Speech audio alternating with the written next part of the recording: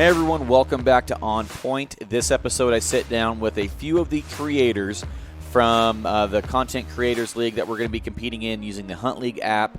Jared joins us as well in this episode to be able to explain kind of the what, where, and how of the app and what we're going to be doing, how we're going to be competing, what you can do to follow along and actually compete alongside of the content creators. And I'm pretty excited because now the prizes are starting to get figured out, and what you can win is starting to get figured out, and everything's really starting to come together at this point. It's time to start meeting some of the competitors, and I'm really excited for folks to be able to find new content creators that maybe they haven't heard of. They're just trying to start their platforms, or just starting to get going, and they're creating content, and they have YouTube channels, and they're just really trying to get the ball rolling. And so I'm excited for people to hopefully discover some new faces, some new platforms, and that's really what this is about. And for folks to be able to compete alongside using the app with some content creators that they've heard of, like Elk Calling Academy and Western Contours and Jim Huntsman and just to name a few, Elk Bros, and there's actually quite a few of us, and so it's going to be a lot of fun. This is definitely one that you're going to learn about the content creators and learn about the app, and I hope that you guys have a good time. And if you have any questions, feel free to reach out to me or Jared, or any of the other content creators that are participating. If you guys want more info, we're happy to provide it. So outside of that, guys, appreciate you for listening, and I'll see you at the end of the episode. Thomas, why don't you go first, man? All right. So Thomas here. I have Chasing Roosevelt Outdoors. Been doing YouTube for about 2.5, 3 years, and been hunting on and off for elk for about 7 years. What's your platform called? Chasing Roosevelt Outdoors. When did you start that? About 2.5 years ago is when I started the YouTube channel, and got heavy on the Instagram. Right. And how long? And so you started the YouTube channel mainly hunting elk in Oregon and stuff, or what was the purpose? Basically, the YouTube channel was mostly for fun. I started videoing random stuff, like scouting trips and a couple of deer hunts that I've done way back when. And then I decided to start putting it on YouTube. And then as I got more involved in hunting, like for elk specifically, I wanted to hone it in on just elk here in Oregon, kind of like everybody else on YouTube. Me, it's more of just a fun thing, to share my experiences, and then I can look back on and see how I did and whatnot. So right. Well, it's Oregon stuff, man. It's going to get tougher. The new regs are coming out, and I'm excited to have you on here, Thomas, because I follow a lot of guys that just haven't been getting noticed or haven't been getting found, and I love what you stand for. You're out there struggling like all the rest of us, and it just seems like a lot of almost the market's too saturated now, and a lot of the good guys just aren't getting found, and I hope you can gain some traction from this, and I like following you, and you seem like a really stand-up guy, so I appreciate you for participating with us and coming along. I appreciate it. Should be fun. Wes. What's up, folks? Brother, I can't even say your name without laughing. Yeah. Why?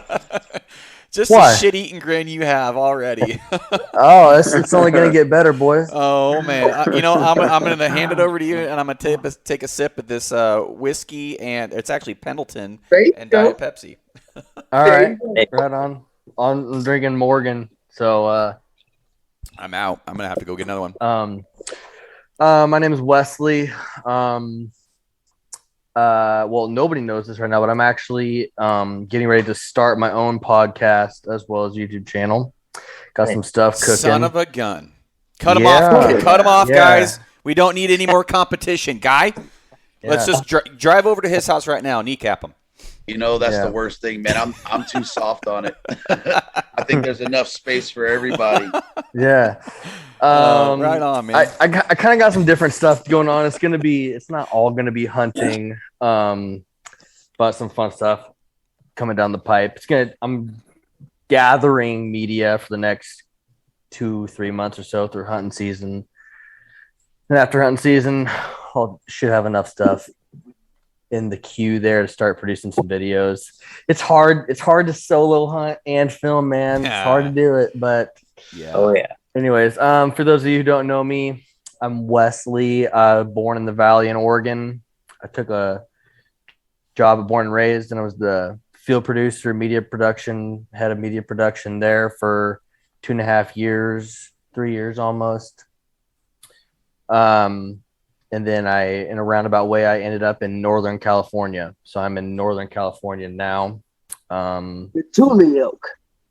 Yeah, I'm not chasing them, and I'm never gonna be able to chase them In unless 30 years. Yeah. Yeah, I'm not gonna be here. Not gonna be here for 30 years. So, Like on planet Earth or in California? Like, who knows? I mean, who knows? Could be Who both.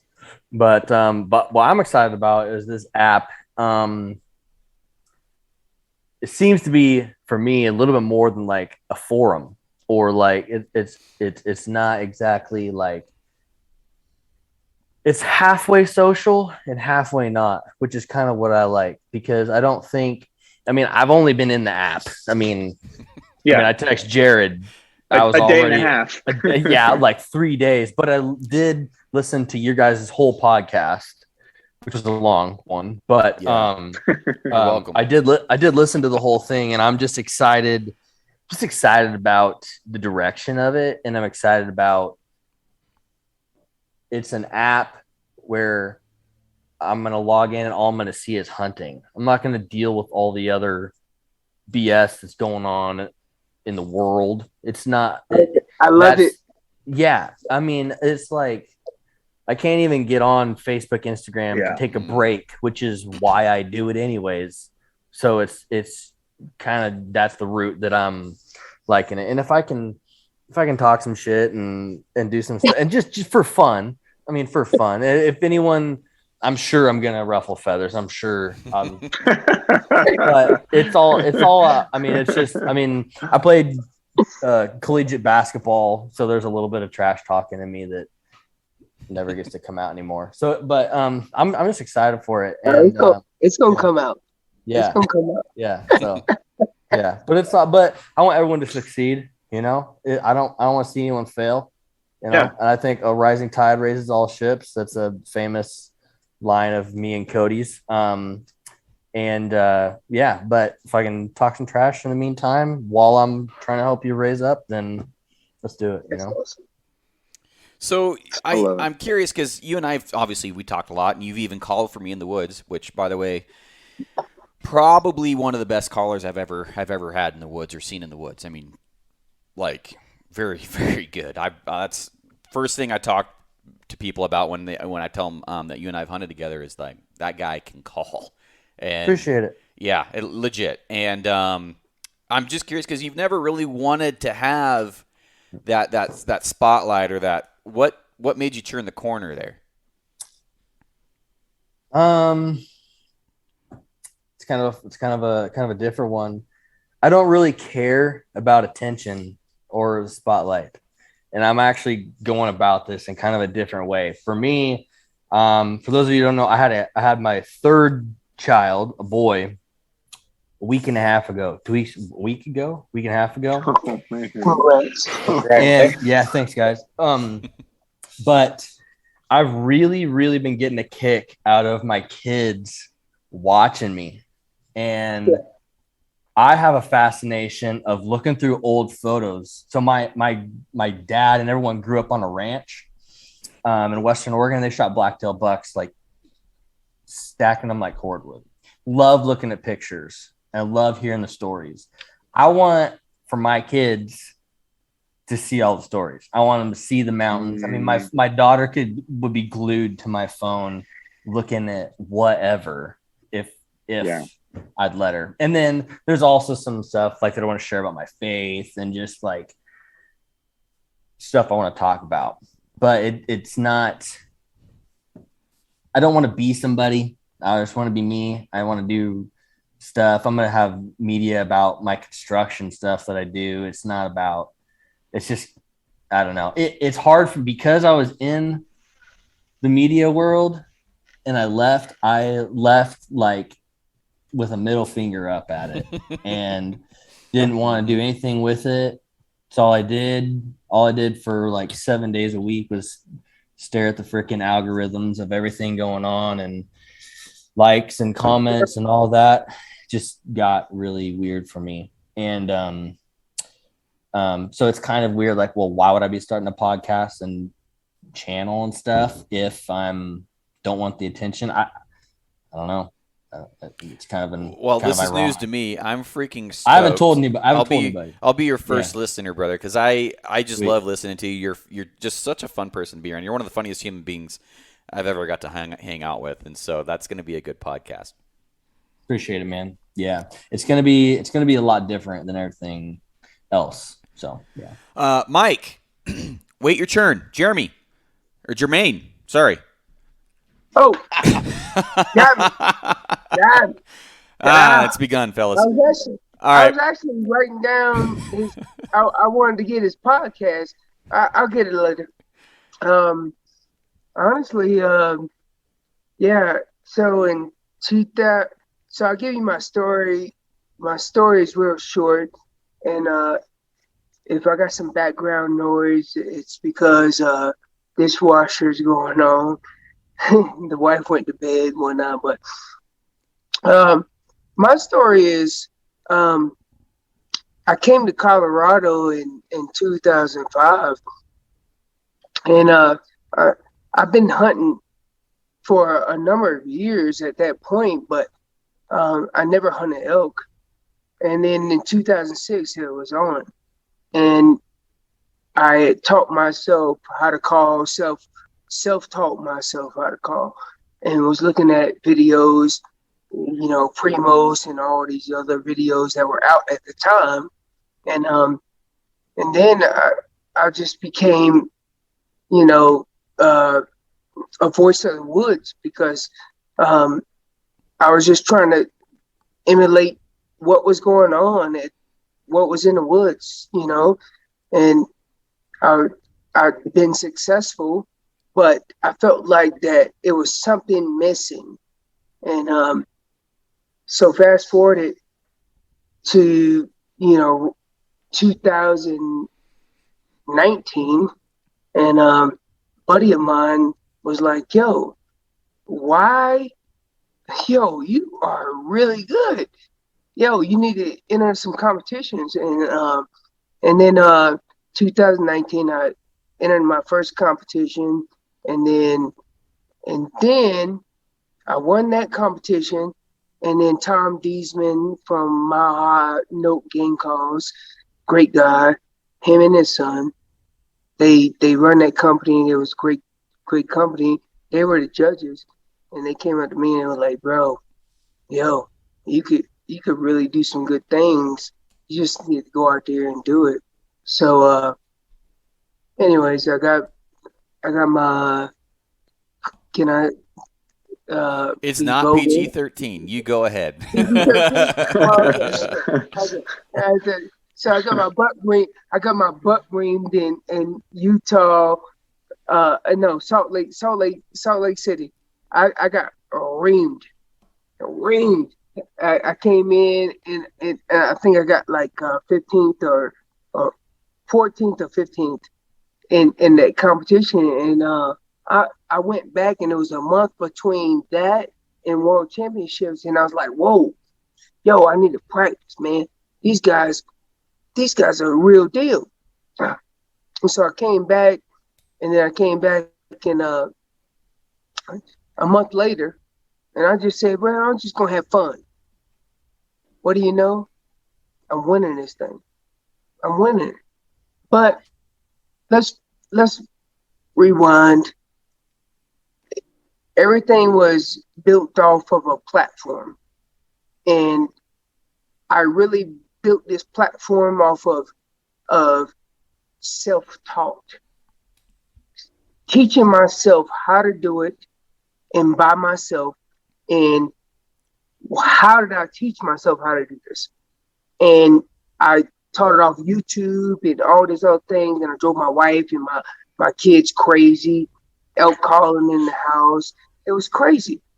But I taught myself how to do this, and the next thing you know, I won 2019 World Championships.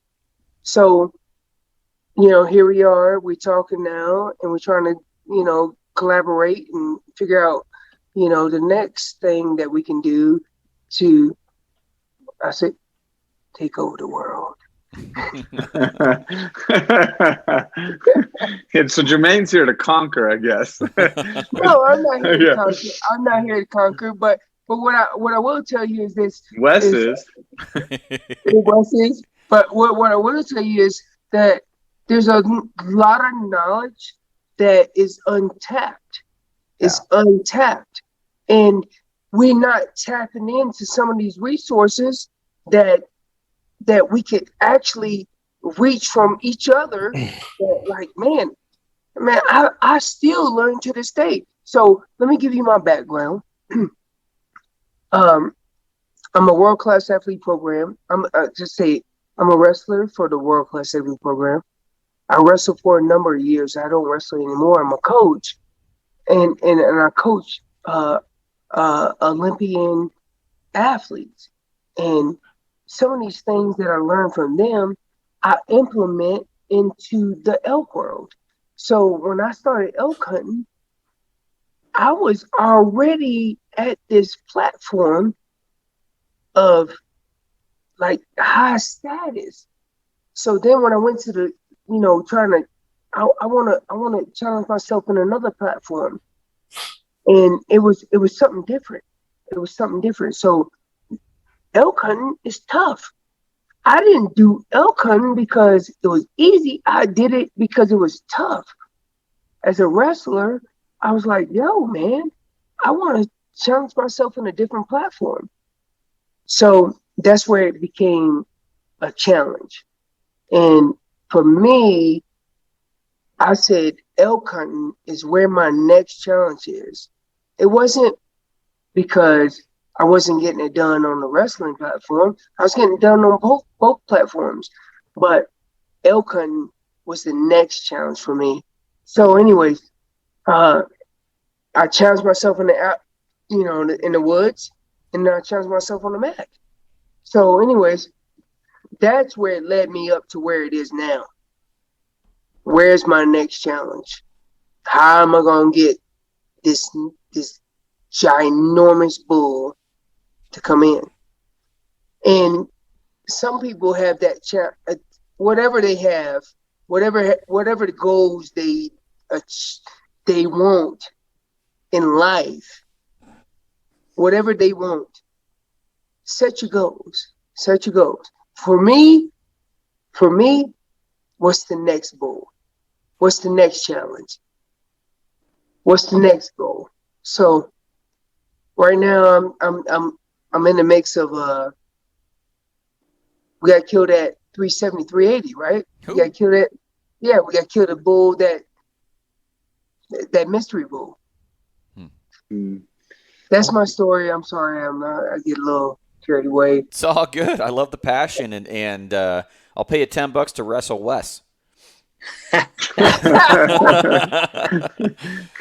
He's got his fresh dad bod too. I mean, it's perfect. He's a week into being a father of 3.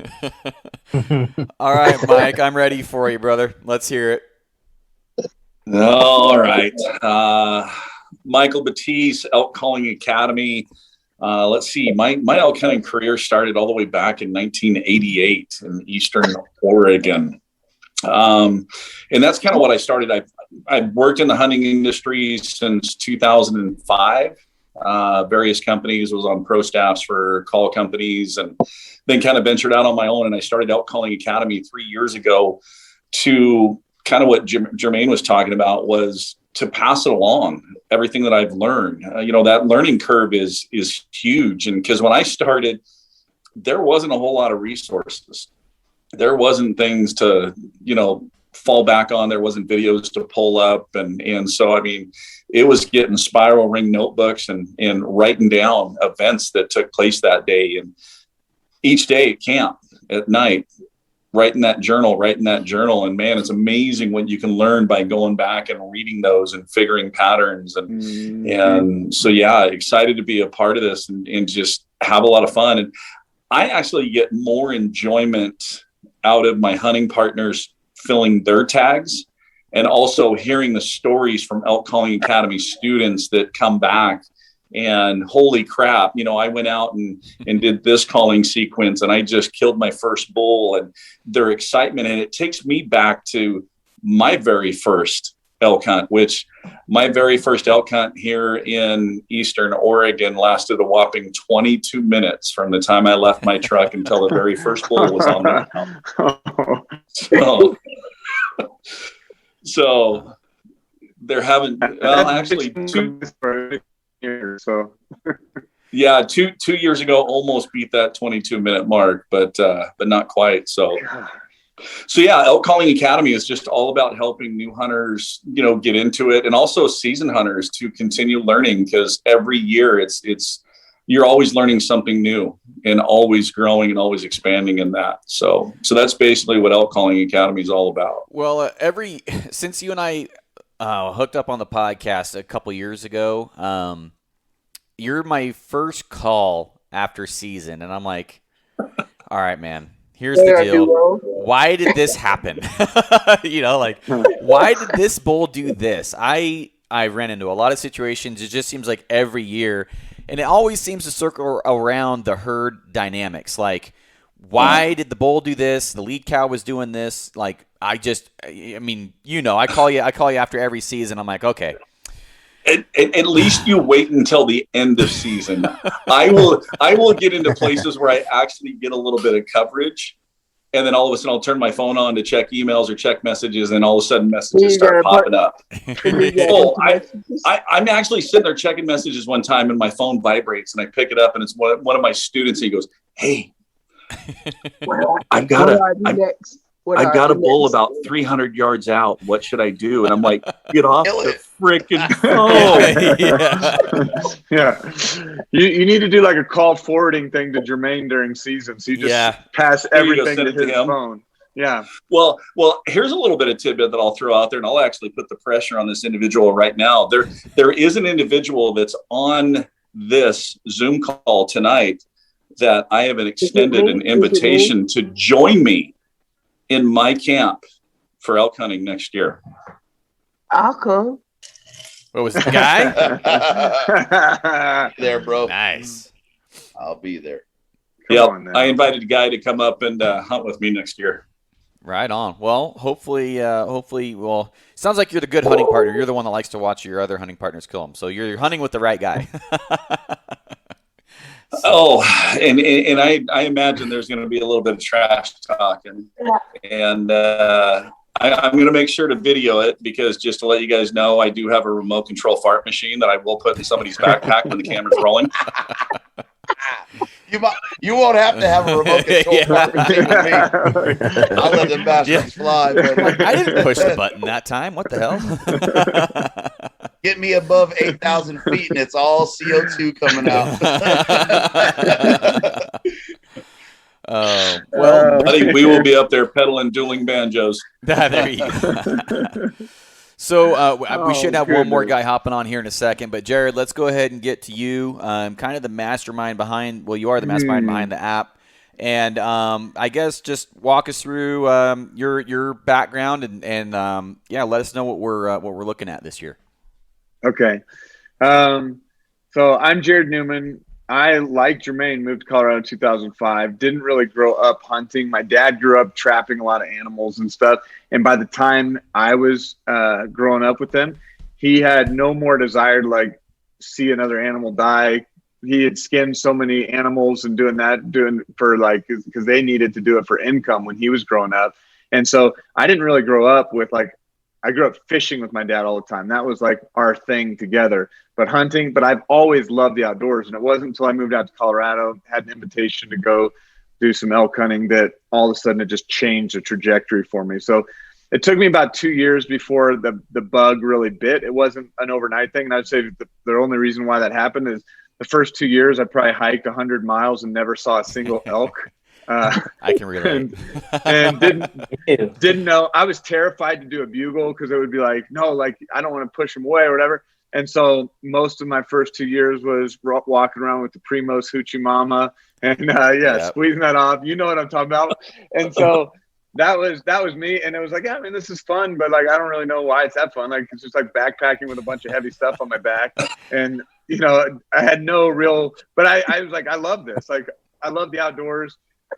The next year I had still to this day, the biggest bull that I would have had an opportunity to kill. We walked in, it was about 10 in the morning. There was a little tiny wallow. And I told my buddy, I was like, man, hey, mark this spot on your GPS. And this guy had the GPS coordinates. And then I reach over because I see this bull. And we'd been in an area where there was a bunch of moose. And I see a bull that's like coming between trees. And my first thought is it's a moose because it was huge. And I hadn't really seen an elk. This is the first time I've ever seen an elk with my bow in the woods. And it was an absolute giant just walking between the trees. And he comes out to about 40 yards. And I like grab the guy and I'm like, shh, don't move. And so I start trying to knock an arrow, and I finally get my arrow knocked. And then I'm reaching to get my caliper. At that time, I used a caliper release. I've since changed from a caliper release because this experience. My leg started thumping like thumper, like a rapid. And I could not connect the caliper to the release. I mean, the string. I was like, I don't know what to do here. And then the next thing I know, the guy who's sitting right behind me does a cow call. And I like look up and the bull like locks. He's just like staring right at me. There's nothing between me and the bull. And the guy who does the cow call is 3 feet from me. You know, so the bull just looks right up at us. And we're just sitting there. And I'm shaking so bad trying to get my caliper on. I can't get the string. And then the bull kind of tilts his head. And you knew the bull was like, kind of what? And then the other guy, he does like 2 more cow calls, like right there while the bull is staring at us. And then the bull turns off running. And I looked to him and I was like, what, why are you calling it? You know, like what happened? And he's like, I don't know. I got so excited. I just felt like I had to do something. Like I just, so you. It's like, yeah, you know, and so I can blame him for not getting that first elk. But I don't know that I ever would have gotten attached to my string, even if I was like, and we'll call that one a wash. But that bug bit me. And from that day on, it's been a different trajectory. About 4 years ago is when I started the development of Hunt League. I wanted a better way to capture the story, and I wanted to be able to share the story with my buddies. Like there's the same group of buddies. We've been hunting together for years now. The same guy that got me into it, I've been going every year since I started with. And we've had some real highs and lows. It's been incredible, but we wanted to be able to like, man, Wes, you talked about this a little bit, like taking pictures, old blacktail pictures, all this stuff, and how you looked into that and dove into that. And I was like, I want to create something now because I'm already losing sight of these experiences. And there's so much stuff that's happening, and this is my favorite time of year. And I don't want these things just to dissipate and go into the air. And I don't want these things to like as things change in our lifetime, you know, forest areas that used to hunt get developed, a wildfire burns through it, they reintroduce wolves in your area, all these different things that happen and change. It's like, I want to have these things documented as like, man, right here, 10 years ago, right here, 20 years ago, this is what this experience was like in this area. And that could be good or bad. You know, like sometimes an area might actually improve, you know, now that they took this unit and it used to be an over-the-counter area. Now it's a draw unit. And now there's, you know, we're seeing more of a thriving population. So I'm not just saying like, because hunting and numbers and everything's declining, I'm saying like, man, I think it's going to be incredible as a tool to document these things, but I can't wait to pass these things to my kids. Like I've got a son who's 10 years old. He's not allowed to hunt in the state of Colorado, which I wish they would change that law until they don't let him hunt big game until he's 12. He's dying to get out there with me. And it's like, I want these experiences logged so that when he's growing up, you know, he can, when he's 20 years old and he's going out with his group of buddies, I want him to be able to say like, man, these are the spots. These are the places my dad passed. Let's go back in. My dad used to hear stuff in these valleys. I kind of want to know, how was it back there? Like, I remember those things, you know, is it the same or is it all disrupted? So the idea of passing this stuff on to our kids, passing it on to friends, sharing the experiences, there's something to me that's like, I mean, it's spiritual, it's sacred. It's something I look forward to all year. I feel like, you know, when I'm there, like I feel more connected to God. I feel more alive. There's things that it does in me. It's like, man, this is like such a special thing. It's not just like, man, this hobby that I've just got. I'm not like this bloodlust thirsty. Like my season is something that's just so special, and that's what's worth. Like I want to collect it. I want to save it, and I want people to see those stories. So that's what Hunt League is. I mean, it's a digital journal that now, like I was talking to a guy in Oklahoma today, and he listened to your podcast, Garrett, and was like, I listened to the whole thing. He's like, a digital journal that you can make, like a digital hunting journal that's public. He's like, there's nothing out there. Like, that's crazy. Like, just that concept alone. He's like, I cannot wait to dive into that. And that's what, yeah, I think we're just now at that front end of, hey, I'd say like Guy was the first one that kind of broke the news of Hunt League, and somehow Guy found Hunt League when when it was like, I don't even know. People. There was there was 5 people on Hunt League when I got on there. Jared and I, that was what? That's awesome. Was it 2 years? Yeah, so it was 2 years ago. I mean, it was 2019, 2018, something like that. And for me, looking back at that, I was really even hesitant. I'm like, well, I'm not ready for like the world to see this or that kind of thing. And I've still been in that mode of like, I'm still building this. And as you guys are jumping in, like you're experiencing, there's going to be some growing pains, but it's like, I'm still building this. I'm just passionate about building this because it's something that's like, man, this is what I want. Wes, you were talking about like just dealing with social media and that kind of thing. And it's like half hunting, half social media. And there's a part of me where like when people start thinking of Hunt League as social media, I'm like, oh, don't tell me I just built that, because I didn't know that's what I was building, because I'm not a social media guy. And so now if somebody's saying that I just built a social media platform, I'm like, I may just pull it from the App Store. It's over. You in. You're in now. But and that's why like there's things on there where it's like, and it's like, wait, how come I can't comment on this? And I'm like, because I didn't build it like a social media platform. Like I kind of didn't have that because I didn't want to monitor all the stuff. Because you talk about like the forums and you go post something and you get all these people that post just stupid crap about it. I'm like, I don't really care about your opinion. I didn't post it. Like, that's not, and I'm not saying that in an insensitive way.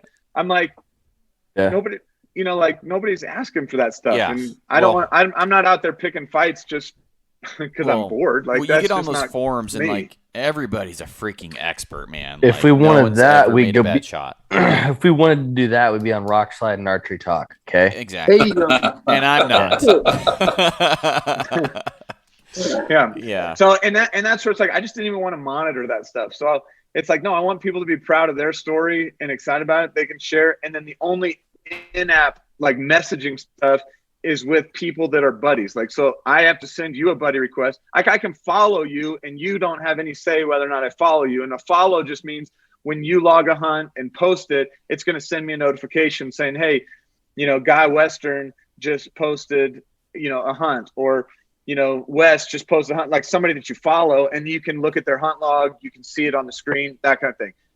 That's as far as that interaction goes. And to me, that's, keep that at that level of social media. Then like the buddy part, it's like, no, these are the guys that I hang with. Like, these are the guys that like I'm going to go hunting with, and it's real. Like, I have a relationship with these people. I'm willing to talk with these people. I'm going to share a hunt log with these people, and I might share GPS with them, that kind of thing. And that's where it differentiates from like social media down to like buddy. It goes from, you got a big world and you can let people see stuff, down to like, no, this is my inner core, and these are the guys that I really am hunting with. So, and you don't see something where it's like nobody's posting like Garrett has 5,000 buddies. It's like, if you have 5,000 buddies in the app, like, you're using the app wrong.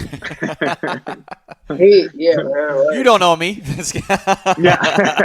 Garrett's already up to like 30,000. Yeah, that's funny. So I'm. If we're gonna be, I've got some legitimate questions. So we started the competition to start August 1st, but we have guys like Guy and Wes who can start killing shit in July. That's right. Have you guys killed anything? That's right. I didn't pull that the A zone tag this year. Trying to be cognizant of the wife, right? Because my entire month of September is on the mountain. So I got to make choices in life that sustain life the rest of the year. So I had to go with the wild strips. It's a little bit rough, right? I'm gone when I hunt A zone. I'm gone. We start in June, and I'm gone every single weekend up to September. It's kind of a fucked up deal, right? Yeah. I'm just an asshole. So I have to, I got to hedge my bets on, happy wife, happy life type thing. Well, I'm with you, man. My season, I've said this before, my season hinges on whether I kill an elk or not. So I could kill a 200-inch buck, but if I didn't kill a rag, I am pissed. Like, I have to kill that bull. I'd rather kill a rag than a 160. Shut up. You could have killed a bull last year, but you chose not to. Multiple times. But I had a good tag. And I had you as a caller, man. I know. I have the same tag. Do we get points for being selective? I mean, because I was selective last year. No, you Garrett was actually selective. do. Like, we so get points for. There's a difference with there's that sighting, which is like when you see stuff out there, and then an encounter. An encounter is like when the animal is in your zone. Like, you could kill this cow if you wanted to. You could kill this spike. You could kill something. So that is a thing. An encounter is technically worth more than a sighting. It's harder to have an encounter than it is to see a group of elk on a distant hillside. So that's the encounter thing. Hold on. I'm just going to the elk refuge, and you guys are all content fucked. creators or whatever the hell, right? Nobody here gets a fucking point for killing a spike bull. I gotta say it. Oh, Nobody. Michael's fart machine can call in a spike. Agreed. I can't even kill a spike where I'm at. So yeah, I'll hop onto that, Mo. Yeah, if I post a spike, I'd get a ticket. So I'm in a 4-point unit. So okay, but gotta get a our 4. cows fair game because Cows are fair. Okay. I'm shooting the first spike I see. Wes, you are my guy. You and me, Wes.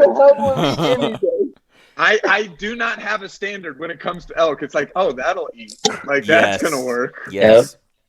Yeah. I'll kill it. I'm just saying we can't point on it. Well, So Garrett, your question was something about July. I don't have a July tag.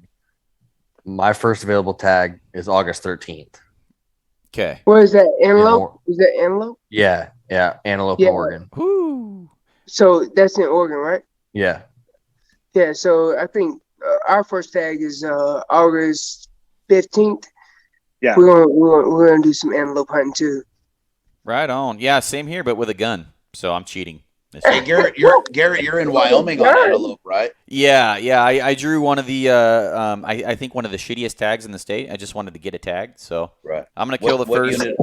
First. Is that in August or when is that? October 1st? Okay, Oh, because I was like, all the rifle tags are later. I thought. Later. Okay. Yeah. So I mean, we can all go through what we're doing, but I'll be Oregon up until October 1st, then Wyoming, and then I'll hop over, maybe take a day or two back to work, and then hop over to Idaho for a week or two for over-the-counter deer with a rifle. So I actually have more rifle tags this year than I don't know, 10 years. Been a long time since I've had this many rifle tags. So my freezer's empty, boys. So I'm filling that thing this year, and I don't care whether it's with a gun or a bow. So Come get some. I got some. There you go. I got plenty in my freezer. So are all the August tags that are available right now, that whoever has a tag right now, is that antelope tag or is that? I got a bear tag.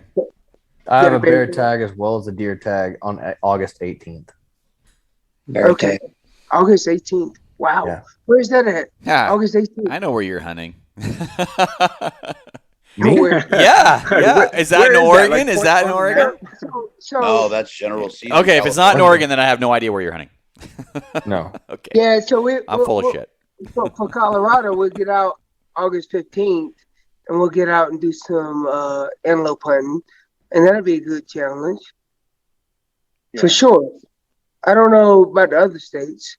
With a bow? Man, Bo, September 2nd is our September 2nd is like elk and deer, bear, all that stuff for us is September 2nd. But antelope is the only thing that we have left over that's available in August now for Colorado. yeah, Can you get points for killing a species twice?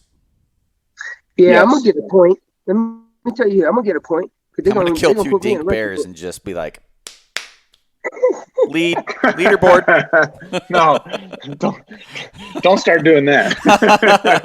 I'm way too picky, but Like, I've yeah, got we we can kill 2 bears in Oregon for fall, and we are hitting it August 1st, and so we're gonna go out. We already got a bunch spotted, and should be fun. So That'll be fun. Wes, what Yeah. what tag did you get here in Cali, man? Man, I'm new to it, so I didn't know how it even operated. California's effed up like a football bat. I don't understand like how the tags work. So I ended up getting an AO for archery only, as well as a B zone. So my goal is to shoot an antelope, a bear, and a deer before Garrett even has an available elk tag. Game on. Where are you at in Cali? Where are you at in Cali? Redding, Redding. Northern Oh, California. It's like 2 hours north of Sacramento. Up by 2 hours. Shasta. Yeah. So I went to college in Susanville, California. Oh, You know what really? that is? That's not too far from here, isn't it? Yeah. Yeah. Yeah. Cool. Shitholes are shitholes. I'm sad I went there. It was fun while it lasted. Nice. It was, Yeah. but the hunting was great. The Copy that. fishing was outstanding. Yeah. The sack. Yeah. Here's got some The fish. sack. Yeah. I've got Yeah, a but, man, the fishing was outstanding. The hunting was good. The Yeah. only reason I didn't hunt like big game was because of the non-resident damn cost that I had to pay on it. I wasn't gonna do that, man. It's crazy. Yeah. For sure. California's on my list, so now I've got 2 buddies that live down there, so I'll be leaning on you in the future for where to put in. But yeah, I'm so jealous being able to chase are they as lazy as they are up in Oregon that time of year? Absolutely. No. Absolutely. Yeah, I just picture super lazy velvet blacktails, but maybe they're not.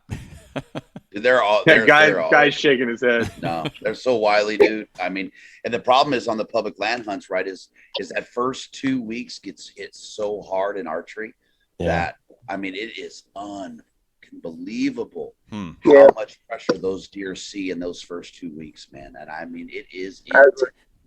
And the problem is you don't have. I shouldn't. I'm generalizing, right? So I hope I don't piss my Cali brethren off. But it's not like we got a lot of stealthy hunter guys running around, right? Yeah. We got guys that are tromping through, like, where the fuck are the deer? And I mean, it's like, they see a mile away. They're not cognizant of, Really? you're out hunting. You're not just, like Yeah. Jared said, hiking through the woods. And it's just like, God dang. I mean, Yeah. you watch guys walk through other guys' sets, and it's just like, good Lord, man. Man, So Thomas, you're an Oregon boy. You hunting bears this year? I do have a fall bear tag. I was gonna go out August 1st that weekend, see if I can find one. I haven't shot a bear before, so I'm not real picky. Just whatever is legal. Right on. How We're long does that tag last? all year. Till December 31st. Well, Yeah. Oh Damn. yeah. we're gonna get one. Find some blackberries, Thomas. Yeah. Yeah, We're gonna get Yeah. one. Yeah. Douglas County. There you go. Orange County. All right, That's- thank you. And let me know when you're down here. All right. But yeah, there's so many bears down here, man. I mean, if any of you want to come from out of state, you give me a couple weeks heads up, and we'll make it happen. I mean, it's at a Dude, my I buddy's- saw- yeah. I saw the biggest bear I've ever seen a couple weeks ago. Huge bear. Biggest bear I've ever seen. Was it in someone's dumpster? It was 15 yards off the side of the road beside the razor I was on. I was staring at that thing going, it looked like a freaking heifer. It was huge.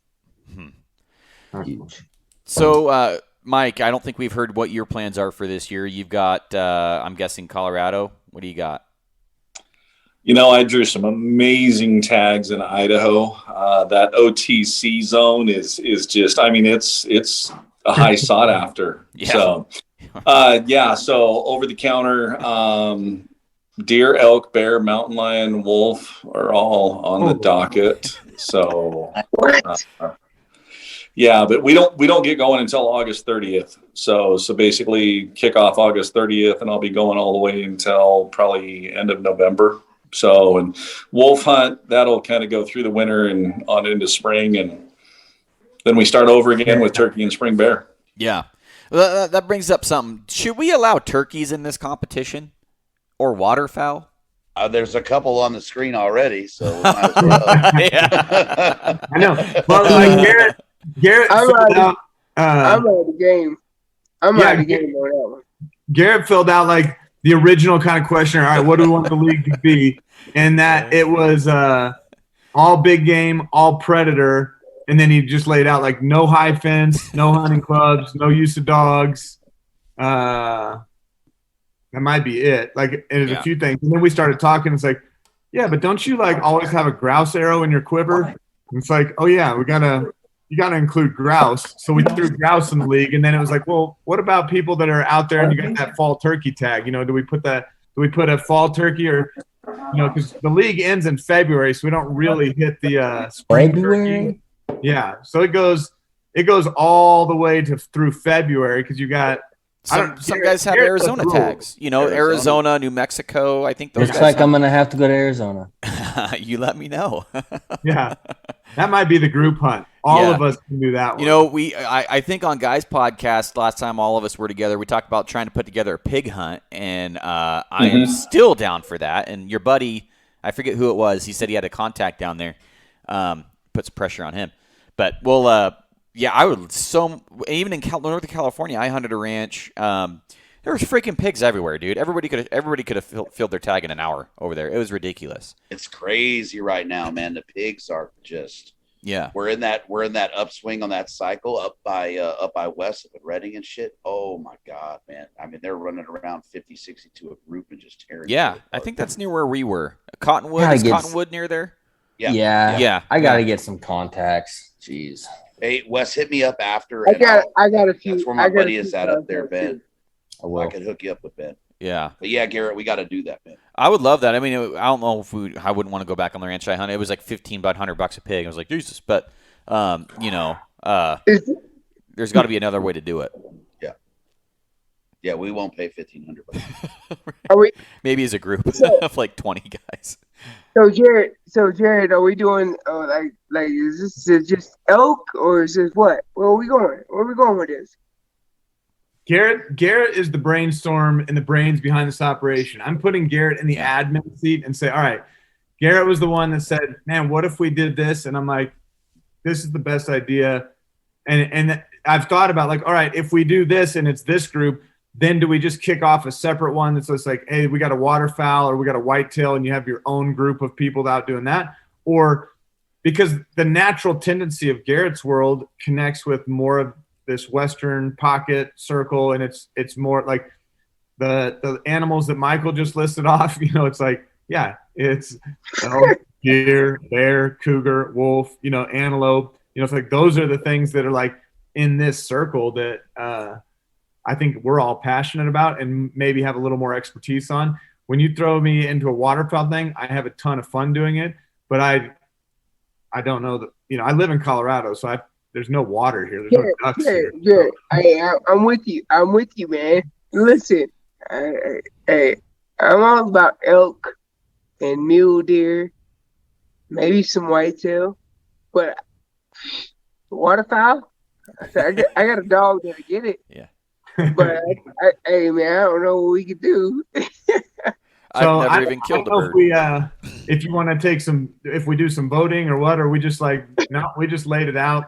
Rules are rules. It starts August 1st. So what I would say is if we're going to make any changes, you got till August 1st to make those changes. It needs to be right now. It needs to be right now, Jared. It needs to be right now. What's the rules? The rules need to be right now. No touching of the hair or face. But I just chose big game, and is antelopes on there too, isn't it?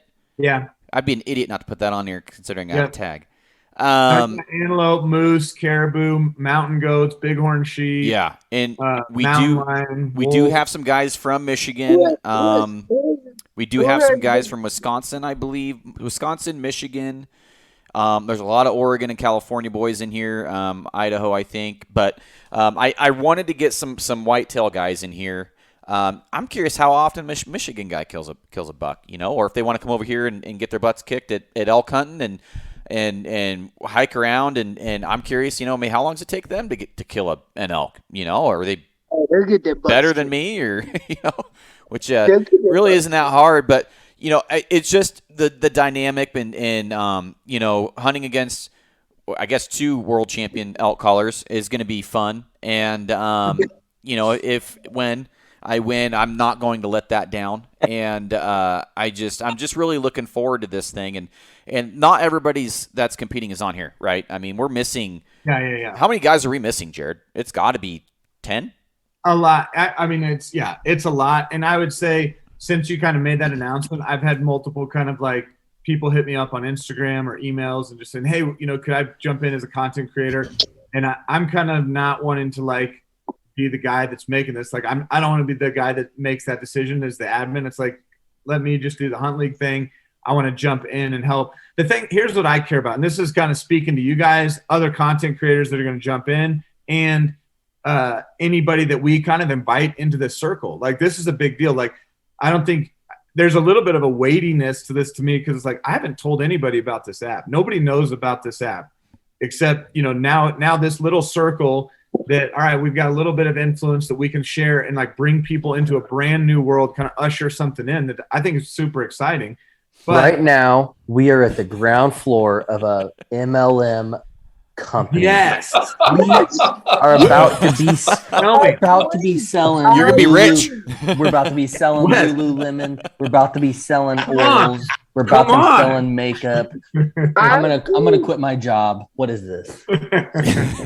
Folks, if you want in, you can give me $15. I guarantee you back 20 in 2 years. You have not to a sign up pyramid 6 scheme. guys. It's not a pyramid scheme. So listen, Jared, listen, you got something great going on.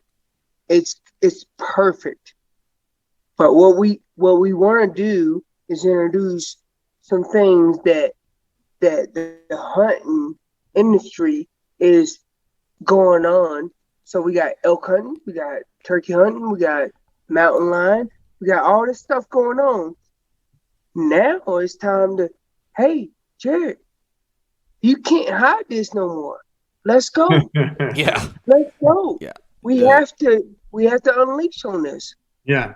And Well, that's what here's the thing though, that I think it's like, all right, if we like, let's say, we're making the first wave here, but the thing that's important to me and the thing that I'm going, holy cow, I don't know that I'm ready, is, all right, if this is the group that's going to make the first wave, like, we're the people that are going to set the culture and the tone for what this app is, what people, when they come to this platform and what they see and what they experience, like, this is the group that is going to set the tone and culture.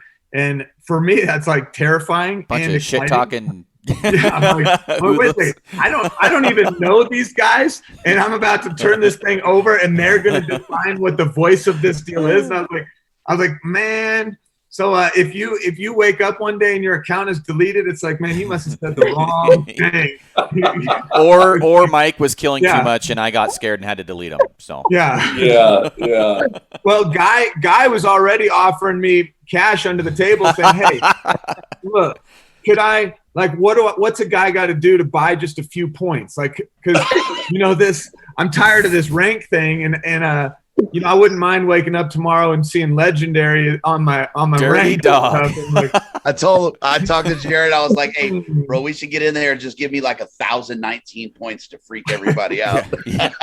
I entered one I will species pay you. and I was at Greenhorn 1. Yeah, I was like, I'm no, like, I got what the heck is this? those are rookie That's- numbers. You got to get those numbers up.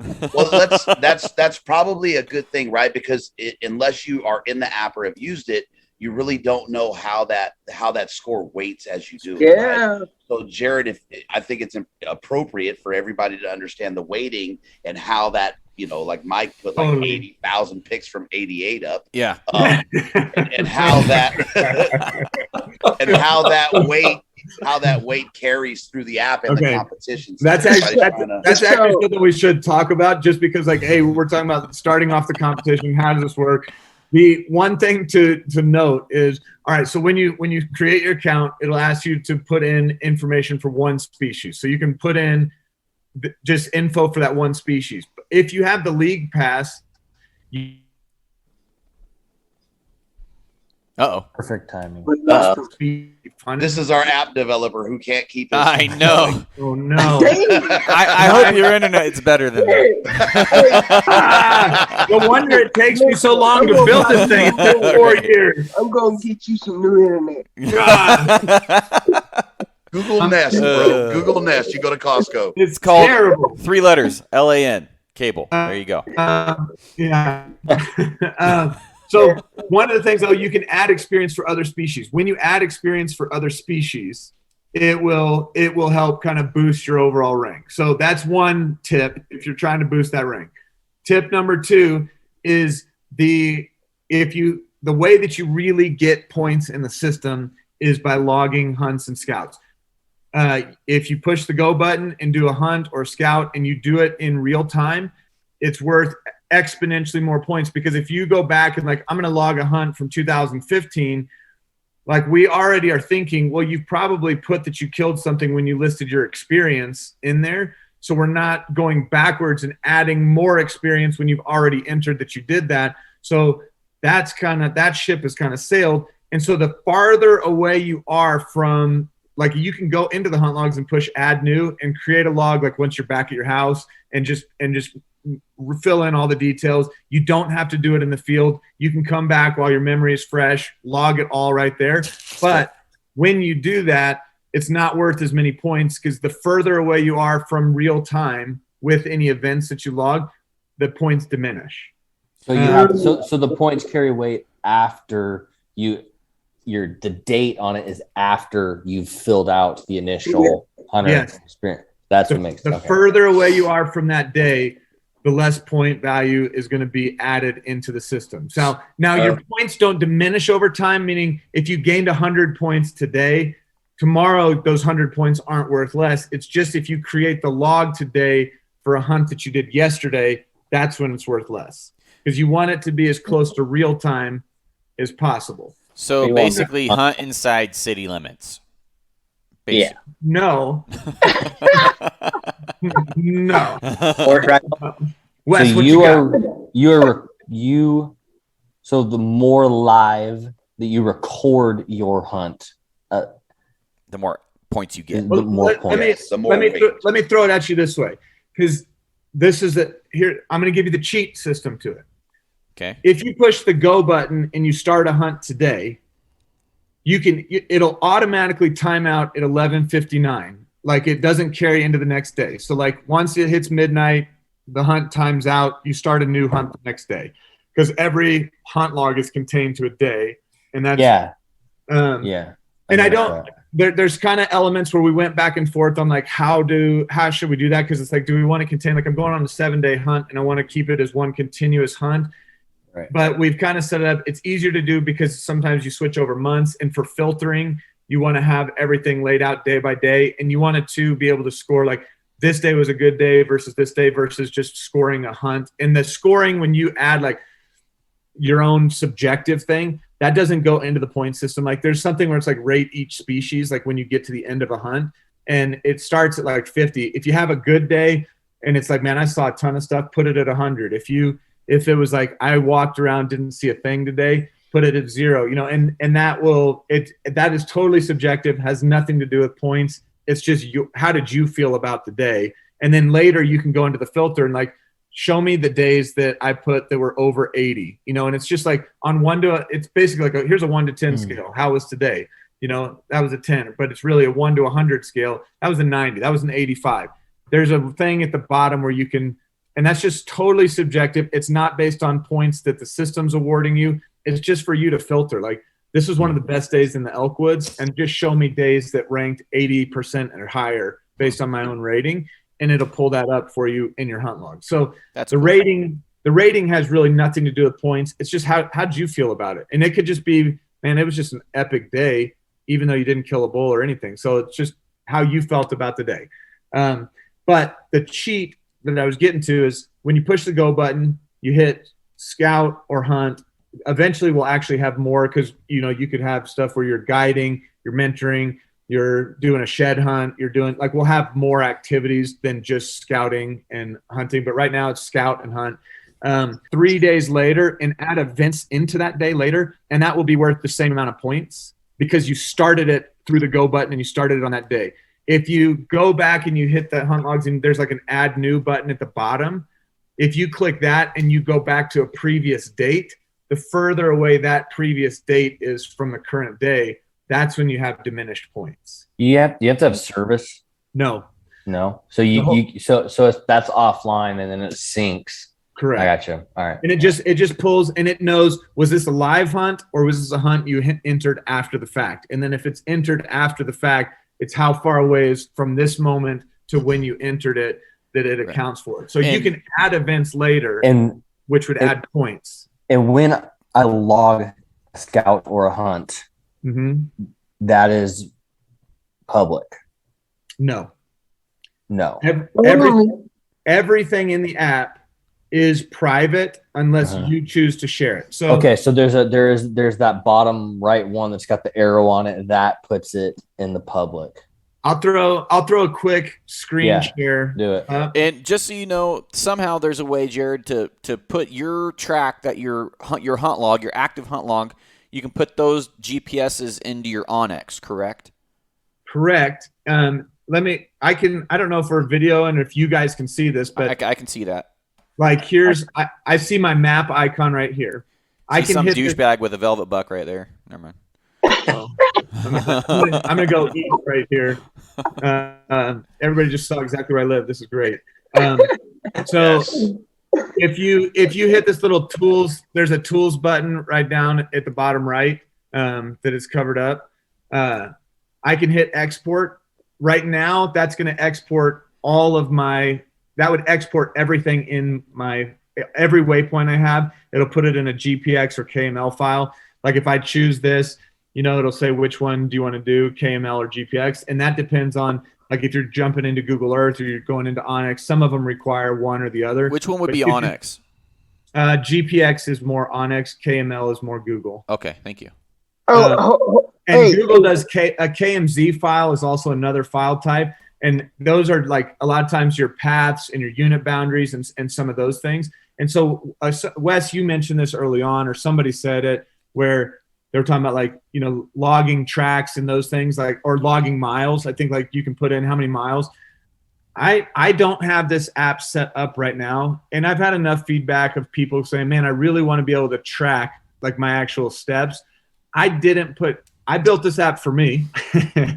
I didn't put tracking in here because I don't like how much tracking drains my battery. And when I go on a backcountry hunt, I do all my tracking on my watch, and then that keeps my tracks, which I can sync back to a Garmin thing, and I can keep all my tracks in there. And I just get my mileage from my Garmin device, because if I bring in a little battery brick, I'm only going to be able to charge my phone on it 2 or 3 times. But if I charge my watch, I can charge my watch. I can run that out of batteries and recharge it. So I didn't put that in because I was I don't want the battery drain for my backcountry hunts, because I can do about a 5-day hunt and only have to recharge once on my phone if I just keep it in airplane mode. And then how you would import, because it's hard to import in your phone because our phones aren't set up like a desktop where you have different files to pull from. So the import of I want to bring my onX or my base map or my Garmin, my Google Earth stuff into Hunt League, you have to go to the huntleague.com website and go to huntleague.com. It says log in. The only thing that you can access if you log in right now is to transfer waypoints. The app is not functional. You can't add to your data. You can't look at stuff. It's not a web-based program yet. That's how you import. So you import it on your computer, do your same login that you log into the app with, import either a KML or GPX file and all your waypoints. The next time you open your app, it'll all log in. So Jared, yeah. Can you are you on a laptop or desktop or something right now where you can show us that you can show us where you export your files from that to Onyx? Yeah. And, like, that would almost need to be pre-recorded because I am, as much as I love this public share thing, I am still private about location stuff. So if people are listening and concerned about me sharing I can see location data, I can see your points right now. yeah. So I can see. here's so if like this is a hunt, or this was a scout. I went on my first deer scout I guess 2 weekends ago. So here's my world. You can kind of see stuff. And then but down here, this is buddies in a hunt party. So if I want to share this, so right now, like, I'll go in. These are guys that are buddies with. So here, I'm going to add Garrett. Garrett, you're going to get that scout. Now, if you look, Big mistake. by default, that just sent it to him without GPS. Okay. So I just shared the story with my buddy, and so you can keep it where you don't, if you share your story, it doesn't mean you have to share your story with the whole community. You just shared your story. So how can people follow the Hunt League, Creator Hunt League? How can people follow that? So here's right here below that, it says Hunt League Community, no GPS data. And this is a button I can turn off and on. So like if I click that, now it will not be available on the community page. If I click this again, now when I go to the community page and pull up like a hunt from that day, it will now be accessible. If I like shared this with, like this Ravi guy was helping me do some work in the app. And so I shared this because I needed him to fix something, but I can unshare that. And the next time he logs in, he can't see that scout log, even if he downloaded it. So the other thing is like now, let's say I shared a hunt log with you. This is important because you've got up in the top corner, it says my logs. So when I open hunt logs, this is showing you my journal. Like this is my stuff. Then if I go, if I click up here in the right, there's 3 buttons and it goes to shared. And shared, these are logs that have been shared with me. So I can look and like, all right, there's Timothy Reeser. These are people that have shared stuff with me. So this Keith Naylor, this is that Spike Bull Outdoors, like guy, him. Like I can click on this and it shows, he was out, he did this in the evening. Like that's not, or maybe his time zone thing's off because it looks like it timed out. So one of the cool things, and Mike had brought it up, but Mike disappeared on us unless I just can't see him with the minimized screen. But one of the things that I've really enjoyed with the app is I'm a journal guy, right? Sort of like Mike said. And honestly, I was doing the same thing as writing stuff down. And then when Jared and I had talked, that was one of the main functions of Hunt League for me. So if you open up the log and you'll see it timelines, right? So it'll tell you, where you found, you can kind of watch your tracks. And it really is easy to take the info and get it over to whatever mapping that you're using. And it's phenomenal in terms of like journaling and really recording the timeline of that hunt. You can get into temperature and just everything. So it's pretty bitchin' if you guys are into that too. I've really enjoyed that aspect of it.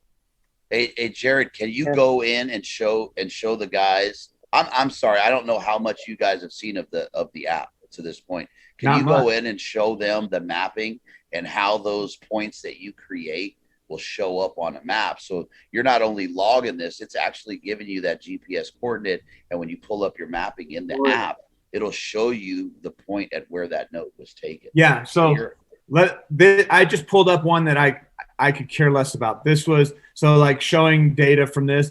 I was desperate to try to get a turkey, and I live 15 minutes from the mountains. It's over the counter right over there. Are there very many turkey in there? No. And so is this a good turkey spot? Maybe for somebody. And so I always am hesitant to like show people like turkey spots or like where I'm hunting, but because I don't want for me, I think like, no, this is a crappy place, but for somebody else, this might be their honey hole. Maybe I'm I was 5 minutes away from where the turkeys all hang out. But I look at this and like here's a couple things to look at. So this log says the Moose of Mount Herman because I was out on a turkey hunt. There's a red waypoint icon in the title bar. What's significant about that is if I hit that, it's going to show me all of the waypoints from that hunt. It's going to take me right to my map, and it consolidates everything that I logged into one day. So I just want to see what happened that day. So you can go back into like a specific day, like, all right, where was I at yesterday? Where was I at the day before? You can see your whole journey kind of on the map. So I'm going to hit that red waypoint icon, and it'll center the map based on where you started your hunt. So I parked my vehicle, got out, logged, I parked my vehicle, I started a hunt. Now, if I look at this, it's like, okay, I walked, by that deer, and I could almost go through this and go, all right, that's where I saw that deer. It shows me the coordinates it's already on the map. If I want to go to that, the go-to is always from your current location, not from where you started the hunt or anything. So like if I push this go-to, I'm 8.87 miles from my current location, kind of as the crow flies to that spot. Then I can go and look like, all right, I saw like there was a moose down in this valley, and then I can hit the eye icon down in the bottom left. That's going to switch me from topography map to a satellite image.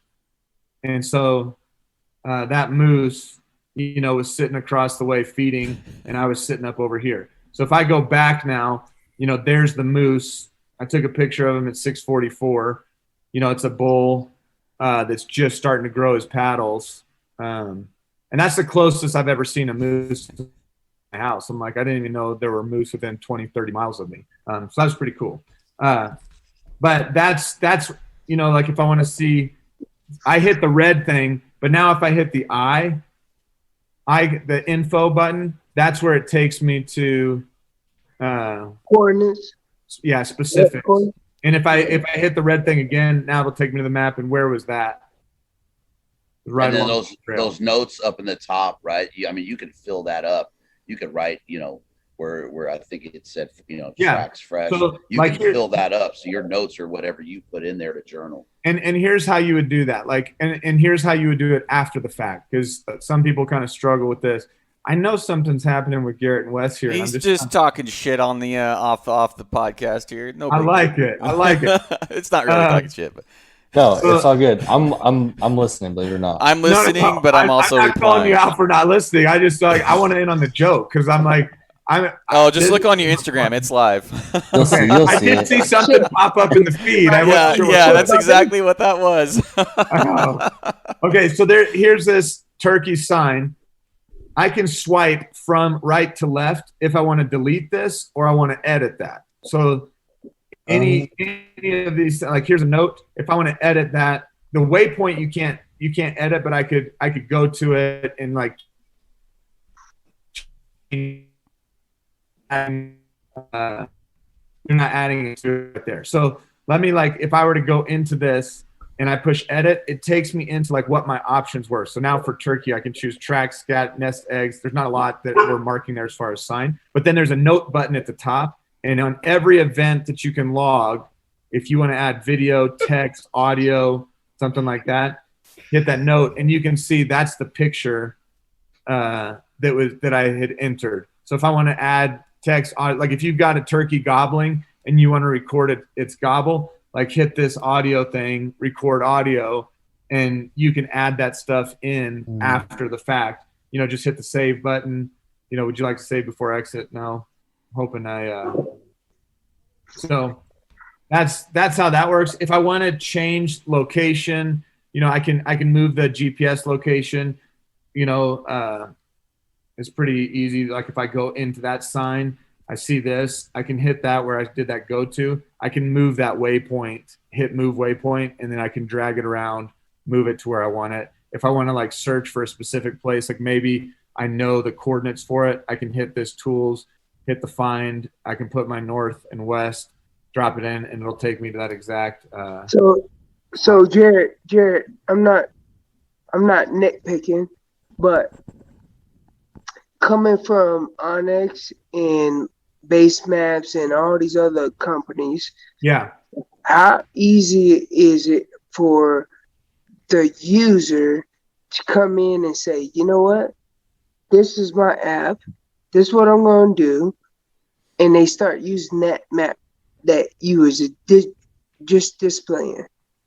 So How easy? What I've gathered of it so far is it's not necessarily supposed to take the place of Onyx. you're Absolutely. on the right track. Absolutely, it's not Yeah. supposed to take place of it. But how easy is it for us to locate the spot that we've already had on Onyx or Base Maps? How easy is it for us to find that specific spot? Well, I would Overlay. import it. Like if you import your stuff, like go sign in online on your computer to Onyx. On the side of Onyx on the left toolbar, they have an import export icon. Absolutely. Hit that, choose which waypoints you want, push it in an export, and then log into the Hunt League site and bring that file over. And can we do this all of online? that stuff will be on there. Can we do this online for you? Say that again. So can we do this online, computer based? Okay. Let me see.